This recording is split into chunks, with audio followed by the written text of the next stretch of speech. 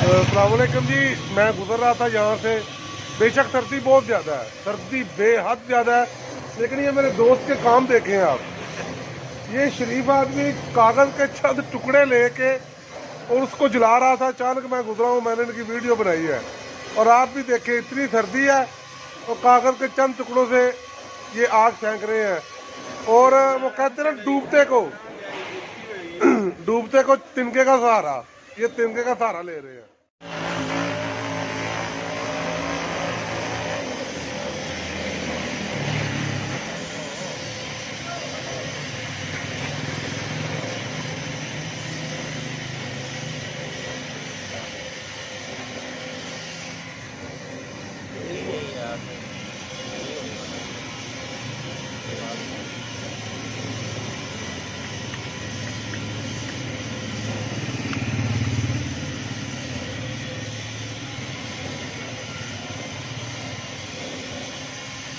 ये आजकल टिकटॉक का बड़ा काम चले आए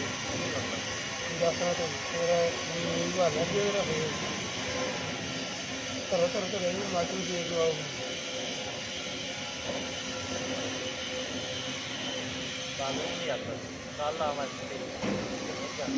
नहीं बोलिए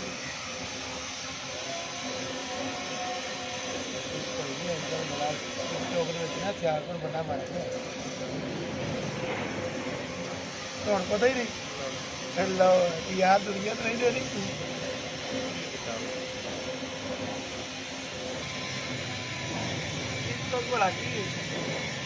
ये आप देख रहे हैं जी, सर्दी तो बेशक बहुत ज़्यादा है। आज है 30 दिसंबर, सर्दी बहुत ज़्यादा है, लेकिन मुझे समझ नहीं आ रही कि ये लोग सर्दी को भगा कैसे रहे हैं। ये देखें,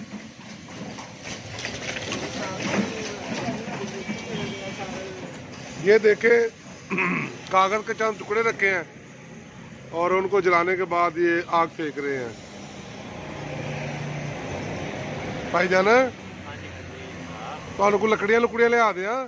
ਬੜੀ ਮਿਹਰਬਾਨੀ ਪਿਆ ਜਨਾਬ। ਇਹ ਤੇ ਬਸ ਅੰਦਰ ਪਿਆ ਸੀ ਤੇ ਮੈਂ ਥੋੜਾ ਜਿਹਾ ਸੇਕਾ ਲਾ ਲਈ, ਲੱਕੜੀਆਂ ਹੈਣ ਪਈਆਂ ਪਿੱਛੇ। ਅੱਛਾ, ਲੱਕੜੀਆਂ ਪਈਆਂ ਨੇ, ਉਹ ਸੰਭਾਲ ਕੇ ਰੱਖਿਆ ਜੇ ਗਰਮੀਆਂ 'ਚ ਕੰਮ ਆਣਗੀਆਂ। ਨਹੀਂ ਗਰਮੀਆਂ ਚ ਨਹੀਂ ਹੋਈ, ਲੈ ਕੇ ਆਉਂਦੇ ਆ ਹਾਂਜੀ, ਤੇ ਦਾਪਲਾ ਦੇ ਵਿੱਚ ਬਾਲ ਕੇ ਰੱਖਣੇ ਆ। ਤੇ ਮੈਂ YouTube ਤੇ ਤੁਹਾਡੀ ਵੀਡੀਓ ਪਾ ਦੇਣੀ ਹੈ। ਪਾ ਦਿਆਂ?